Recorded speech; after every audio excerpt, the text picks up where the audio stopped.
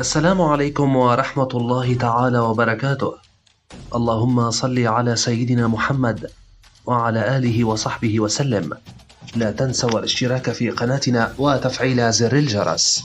الغموض يحيط بمستقبل ناتشو مع ريال مدريد. لا يزال الغموض دائرا حول مستقبل ناتشو فرنانديز مع فريقه الحالي ريال مدريد.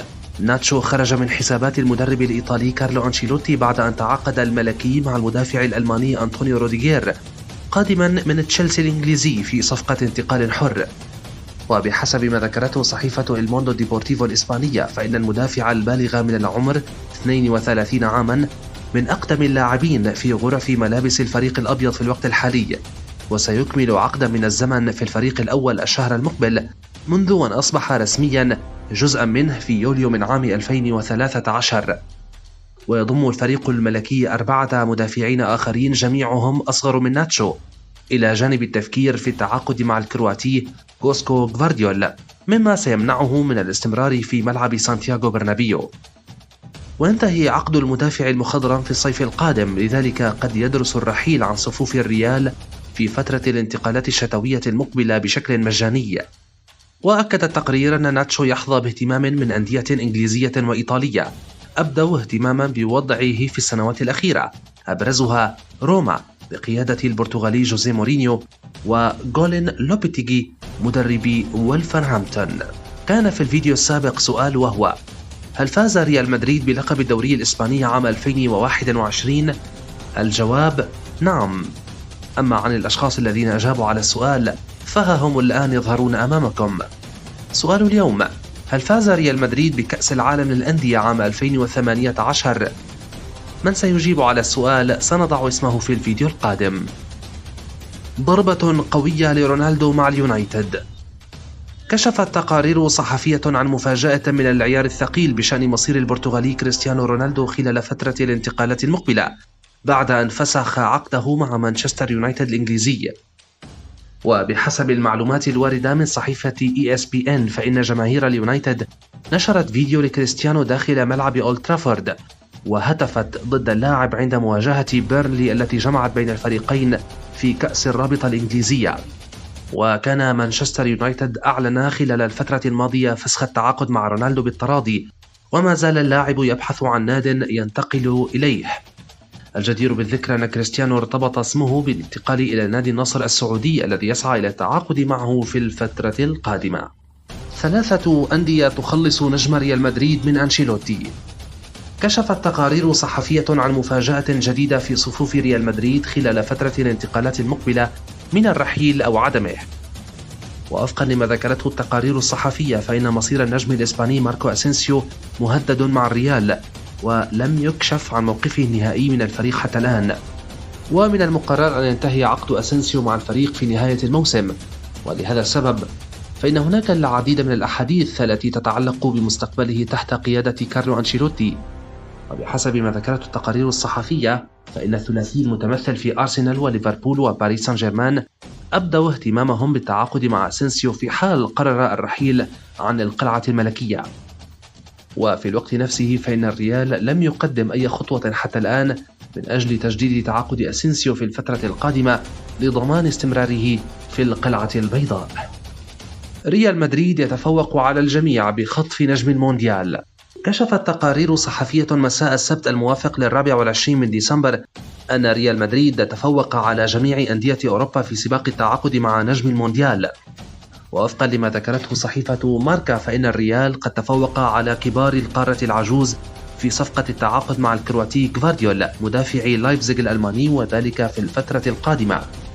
وبات اللاعب من أفضل مدافعي الدوري الألماني، كما أنه قاد منتخب بلاده للمركز الثالث في المونديال بعد الخسارة في نصف النهائي أمام الأرجنتين التي توجت باللقب. وقد تكلف صفقة انتقال غفارديول إلى الريال 60 مليون يورو، كما أن قيمة اللاعب التسويقية في حالة ارتفاع مستمرة.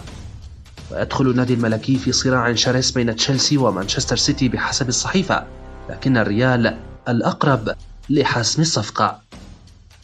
غوارديولا يوجه ضربة قوية لريال مدريد بخطف خليفة مودريتش. وجه بيب غوارديولا مدرب مانشستر سيتي ضربة قوية لريال مدريد بخطف خليفة الكرواتي لوكا مودريتش، ووفقا لما ذكرته صحيفة ذا صن، فإن مانشستر سيتي دخل وبقوة في صفقة التعاقد مع جود بيلينغهام لاعب بروسيا دورتموند، وذلك في فترة الانتقالات القادمة لترميم وسط ميدان الفريق السماوي. ويؤمن مسؤولو السيتي بأن عمل بيلينغهام تحت قيادة غوارديولا ستغري اللاعب بالتأكيد، وستلعب دورا في قراره النهائي بشأن مستقبله.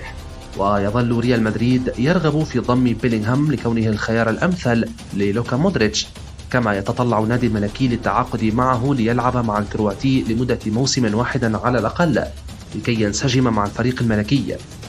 ويعد اللاعب محط أنظار العديد من الأندية الأوروبية للتعاقد معه، ومنها ليفربول ومانشستر يونايتد وتشيلسي وباريس سان جيرمان، خصوصا بعد تألقه في مونديال قطر. مفاجأة بشأن مفاوضات ريال مدريد مع مبابي. فجرت تقارير صحفية مفاجأة عن مفاوضات ريال مدريد مع الفرنسي كيليان مبابي مهاجم باريس سان جيرمان للحصول على خدماته.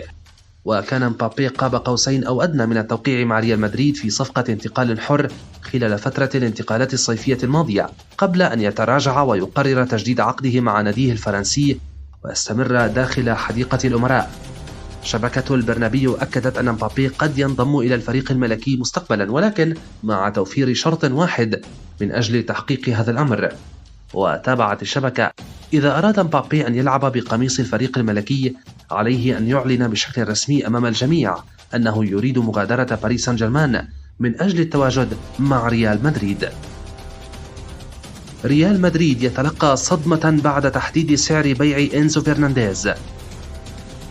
يسعى ريال مدريد برئاسة فلورنتينو بيريز للتعاقد مع أحد أفضل لاعبي كأس العالم الأخيرة في الفترة المقبلة.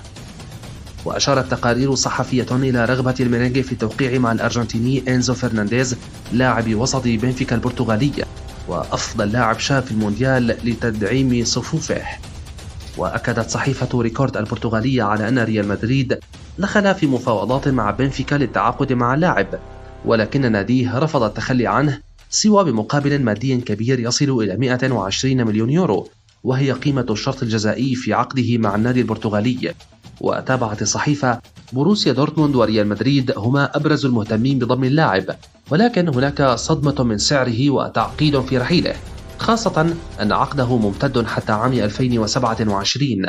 ريال مدريد لديه صدمة من سعر الصفقة، والذي بات قريبا من سعر جود بيلينغهام نجم دورتموند الذي يسعى الريال لضمه أيضا. هازارد يتسبب في تغيير خطط أنشيلوتي مع ريال مدريد.